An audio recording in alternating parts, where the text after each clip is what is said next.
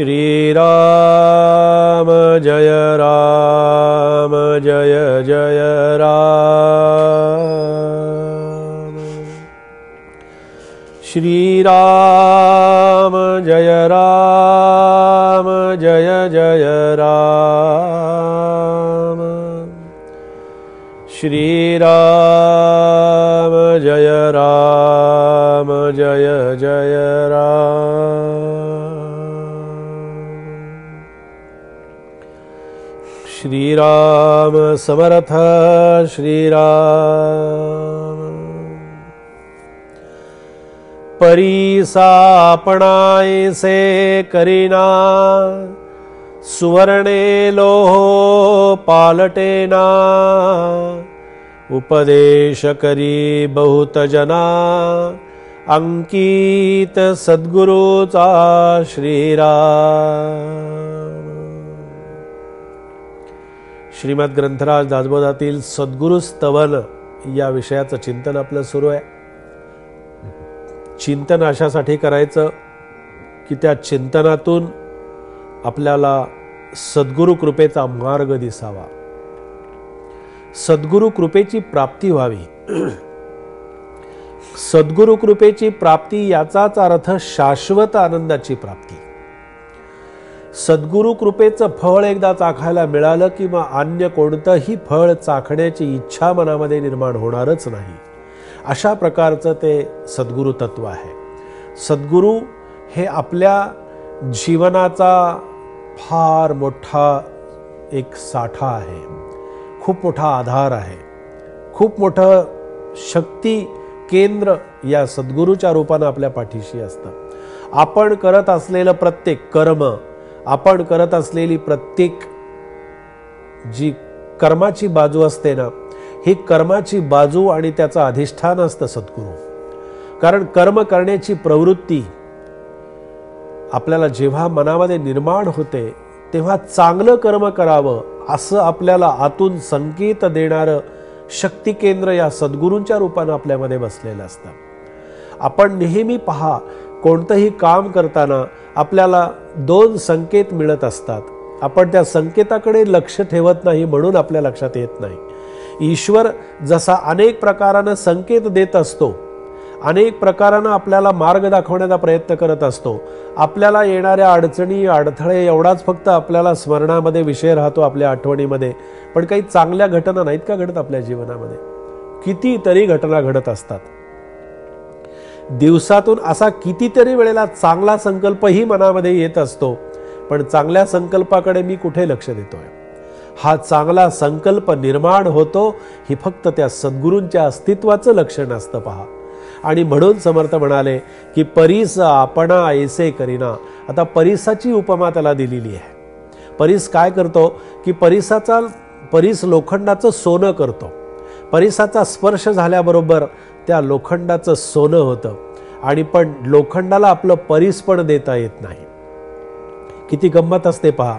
उलट सद्गुरूंना शरण गेलेला शिष्य अनेकांना उपदेश करून तारू शकतो।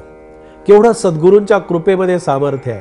म्हणजे परीस आणि सोनं आणि लोखंड या सगळ्याही परीसाच्या पेक्षाही ज्याची उपमा अनाकलनीय अशा प्रकारची आहे।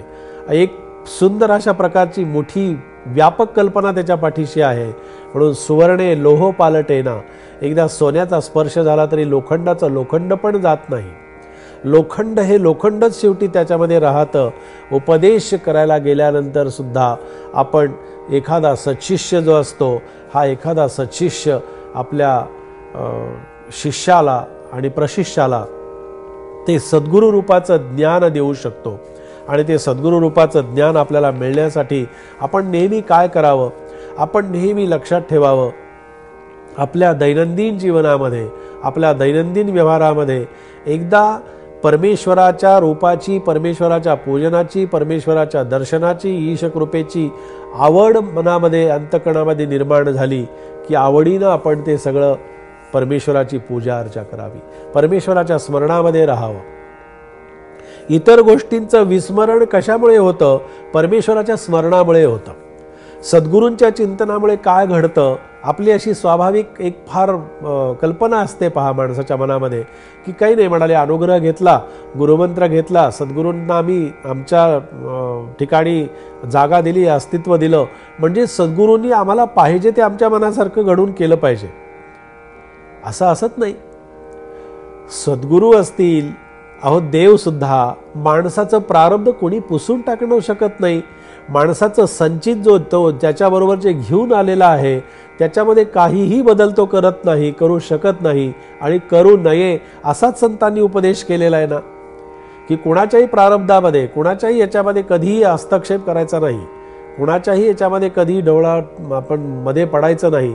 याचा अर्थ असा आहे की ज्याचं प्रारब्ध हे ज्याचं त्यानं भोगून संपवायचा विषय आहे.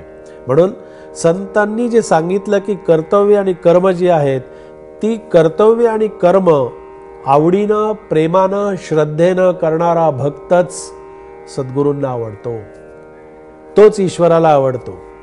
आणि जो ईश्वराला आवडतो तो स्वाभाविकच सर्वांनाही आवडतो. जो आवडतो देवाला तोची आवड आहे सर्वांना. अशी आवड प्रत्येकाच्या मनामध्ये ती निर्माण होत असते.